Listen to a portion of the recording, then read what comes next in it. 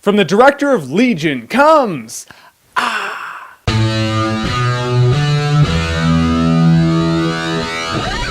Priest. So like I mentioned, Priest is directed by the director of Legion. And you know I hated Legion, and I'll say right away, Priest is not as bad as I thought Legion was. Does that make Priest good? Okay, here we go. So Priest is a story of like this alternate world where vampires and humans have warred forever and priests fought off the vampires. And the vampires have believed to be long since isolated, but a vampire attack happens and Paul Bettany's like, I'm gonna go take care of this shit. And the church is like, no, you mustn't, you cannot, thus saith the church, thus saith the Lord. And so Bettany's like, yeah, I'm gonna go kick some ass. You let me know when you're on board with this shit. And so then he embarks. And so now Paul Bettany's out to go hunt down the vampires, which are really not like vampires. They look like those lickers from Resident Evil 2, which I didn't like. I like vampires to look like vampires. These didn't look like intelligent beings or anything like that. They just look like animals that you're supposed to just wipe out. I like the cool human vampires, you know, the badasses. Which brings us to Carl Urban. He's like the human vampire guy, which I found kind of cool. But then I realized that the whole tactic they're using on Carl Urban's character is to surround him with a bunch of shitty characters, or characters, vampire dogs, to make him look cooler. It's like chicks when they go to a club, you know, one chick will surround herself with a bunch of less attractive chicks to make her look all hot, like, you know, they described in Hall Pass. That shit is real though. They really do that. I think that's what they did with Carl Urban in this movie. Surround him with a bunch of CGI vampire animals and it makes his character look all cool and in depth, when in reality, he fits right in with this movie. I think the problem is the movie's directed by a special effects supervisor. So he's like, all right, here's a special effects scene. I'm gonna do that scene. And all right, here's another special effects scene. I will do that scene, but he doesn't know how to bridge the two. So it's just like boom scene and boom scene. Disjointed shit. Which there is a scene where a dude falls off the train. The train is going like 78 parsecs an hour or so. He's going fast. Just trying to make good time, so you know this thing is hauling ass. This dude falls off the train. He's a human being. He falls off the train. He rolls like once. He's like, oh.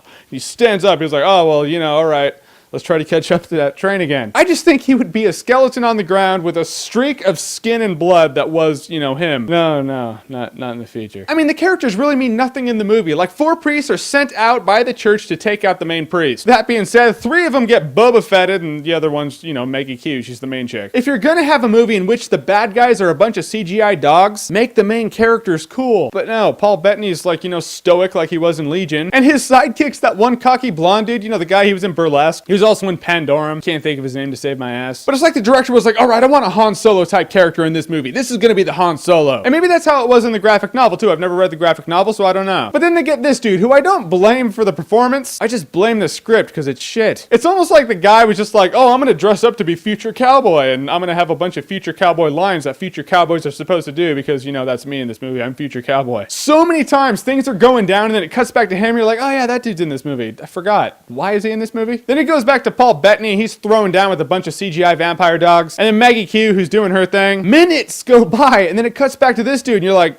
oh yeah, that's right. That he's still in this movie. Why is he in this movie? The story gives a reason as to why he's in the movie, but he's not Han Solo. So Paul Bettany was boring. The sidekick was like future space cowboy bullshit that I didn't buy. I've always thought Maggie Q was hot. All right, she was bullshit too. The script was disjointed. The villains sucked because there were no real villains. There were just a bunch of CGI dogs. The main villain among the villains had potential, but still not great. It's like if Mad Max took a shit on Legion and poured some of that weird science potion stuff on it and brought it to life. So I gotta say, is it better than Legion? Yes. Is it good enough to get anything but dog shit?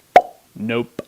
Not at all. I don't think Paul Bettany cares what movies he's in at this point. He's like, yeah, I'm gonna pick shit movies. It doesn't matter, because in the end, I go home and I bang Jennifer Connelly. I still win. At the end of the day, Jeremy still wants to be me. I do. That'd be awesome. And as always, if you like what you've seen here and you want to see more, click right here to see more. For free. It's always great when movies like Priest and Legion come out. Free stuff for you.